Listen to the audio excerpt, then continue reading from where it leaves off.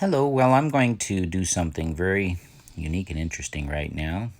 This is a place that is very special, near and dear to my heart and a lot of others around the world. Thousands of people have come through this place over the years, starting in 1963. This is now 2020. And if ever there was a place that God had used, this is one of those places. And of course, wherever God is working, the devil is going to be trying to disrupt and cause problems. And wherever there's people, there's going to be sin and there's going to be problems. So I don't want to draw attention to any humans. I don't want to mention names. I just want to let you know that God is working in a very special way. And the people now who are at the ownership of this, God is using them in a special way. But I want to talk about a young man. I will mention his first name. His name is Tony. And here I went to a church in the area and heard him speak.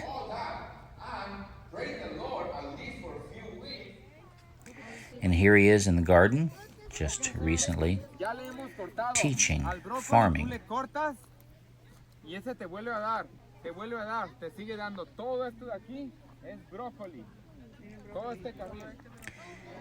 Behold, I have given you every herb-bearing seed that is upon the face of the earth, and this shall be your meat. We know that we need to get back to the garden. And so,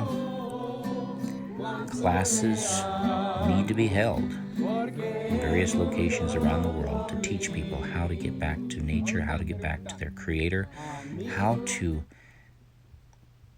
love others as Jesus wants us to. Now, 1970s. Let's go back in time a little bit. Here is Lisa as a doctor in Kona, Hawaii. This is 1978. These pictures now are taken from the 1970s. Michael up there on the top, he's about 9 years old, is now a sheriff in San Bernardino. I'll mention maybe a couple first names, but for the most part, this was a root cellar. It is still a root cellar. It's for food, and there was an upper building that we built with our own lumber. And of course, that's the lodge. And now at the bridge, this was the old log bridge, and we would gather there, sing, and have music with a guy playing accordion. Obviously showing organization and groups there. 1978 in front of the fir tree. Thanksgiving dinner with some beautiful people. You might recognize people you know in here. I know I do. I'm actually in these pictures. I'm right there at the bottom. You'll see me. I'm one of the little kids. This is showing the moon in the daytime. And of course, you can even look at the sunspots with paper. And lining up there, this is probably 1973. This is going clear back to 1965. 90-some-year-old lady in the top there with her son in his 70s working on building that shop. And here, man in his 70s operating dozer, building up this property, starting the gardening projects, going back and forth from 1960s to 70s. Here, this is about 1978.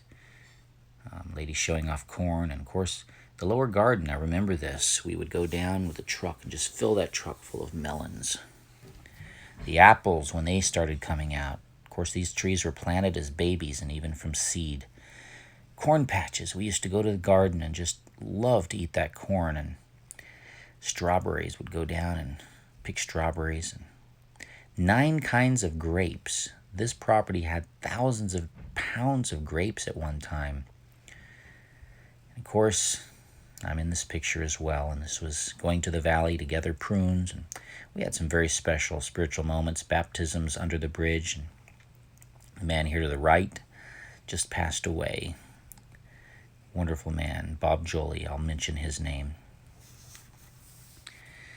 And of course, this is also the 1970s, farming, dumping out manure, replenishing the soil.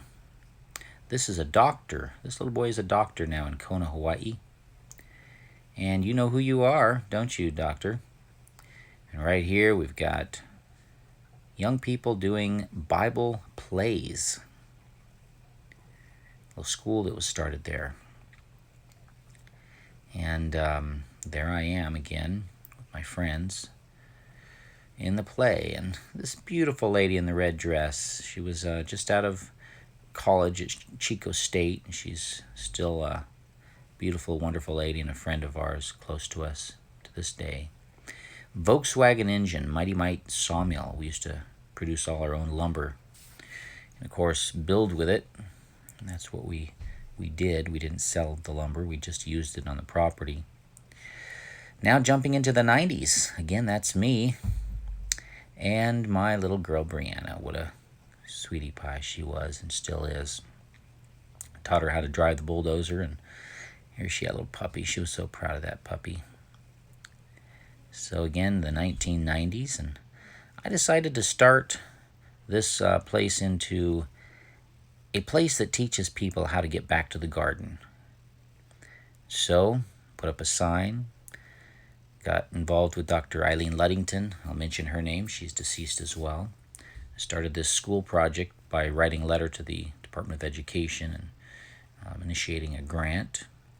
I matched the school building when it was built with our own green roof. Looking down at the property, you can see a lot of trees. Beautiful pine trees. God has always blessed the property with water. Now we've had some scarcities of water sometimes, like even now, but this new bridge was very, very much needed. It's strong and such a blessing.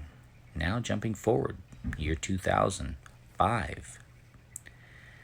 Still, beautiful trees. We've had forest fires burn around this property, but not touch it, never get near it. Dr. Luddington's new house, she saw the potential, she saw the passion that I had, and here one of our meetings that we held there right out in front, and I invited Dr. George Malcolmus from Hallelujah Acres to speak and share his testimony of how God helped him get freed from cancer by going back to God's original diet in the garden.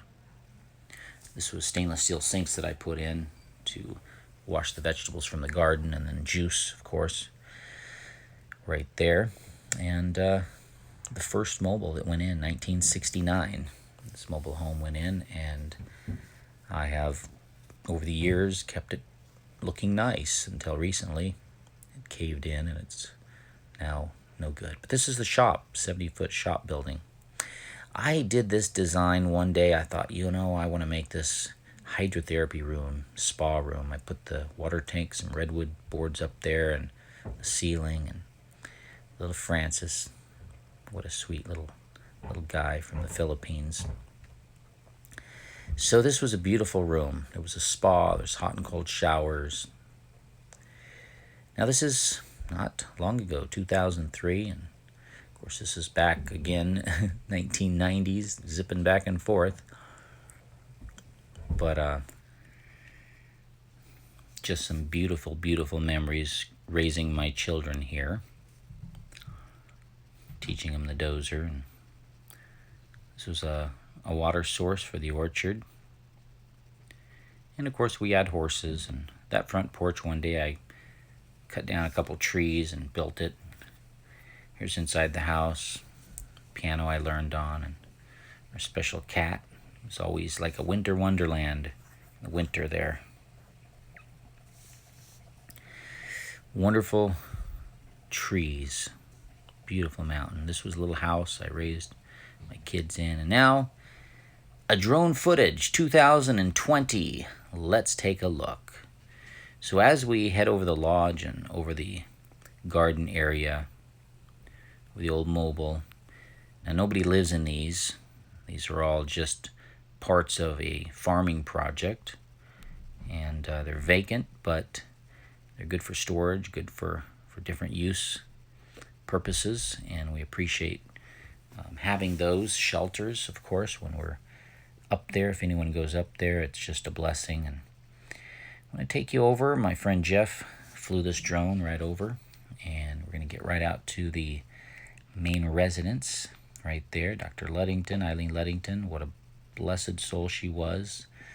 If you ever read any of Dr. Hans Diehl's books, you'll know who she is, because she actually was the author of those books. Fir tree that along with him, of course, is co-author. But let's look at these trees. This is the same fir tree that all the pictures were taken with all those people in the 60s, 70s. Now 2020, God is working in an amazing and mighty way. There's my son and, of course, other young people.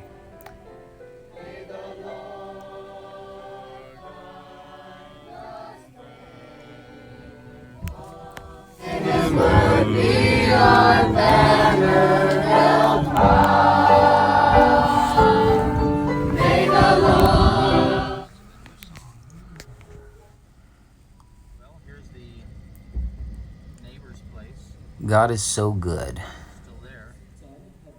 and it's such a blessing to see God working in such a special way, especially when it's involving children who, could not have a future. Pain and suffering. In this day and age, if you're young, you either end up, in prison, sick in the hospital, or in some way successful in the business world. And of course, what we hope for as Christians, that our young people would grow up to know and understand where they came from and where they're going, and the purpose of life to love others as we want to be loved. The golden rule. These meetings were so informative and so beautiful. I can't say enough good about what's going on there right now. This man, I believe a doctor from Indonesia, was playing this beautiful instrument, bamboo, kind of like a marimba or xylophone, but with bamboo, and it's hanging. You touch it with your hand and shake it.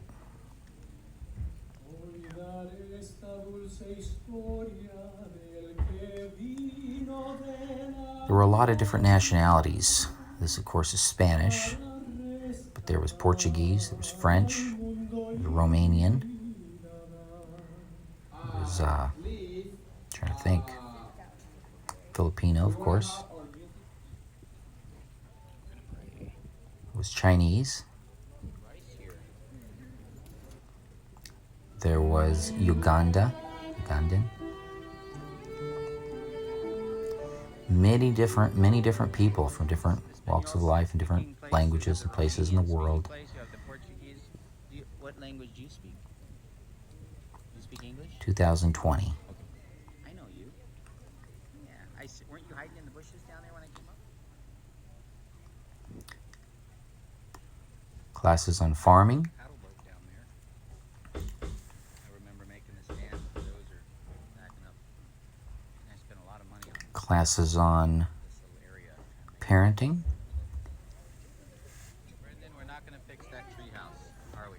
No, there's lots of tents here, and I see a big garden down there. Look at that. Classes on woodsmanship, how to run a chainsaw and sharpen a chainsaw.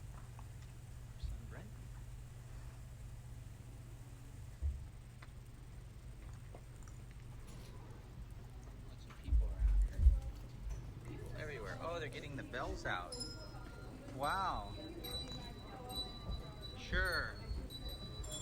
Wow, we even have a To see the children running around and enjoying this property and having an experience that they will never forget, that will lead them into a relationship with our Heavenly Father, is just, you can't put a price tag on that.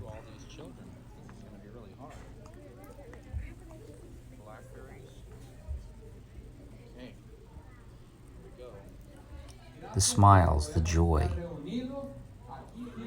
the happiness. I remember building these steps, cutting down a few trees, debarking them, and building that railing. It's not yet finished, but I'd like to finish it. I'd like to make it good.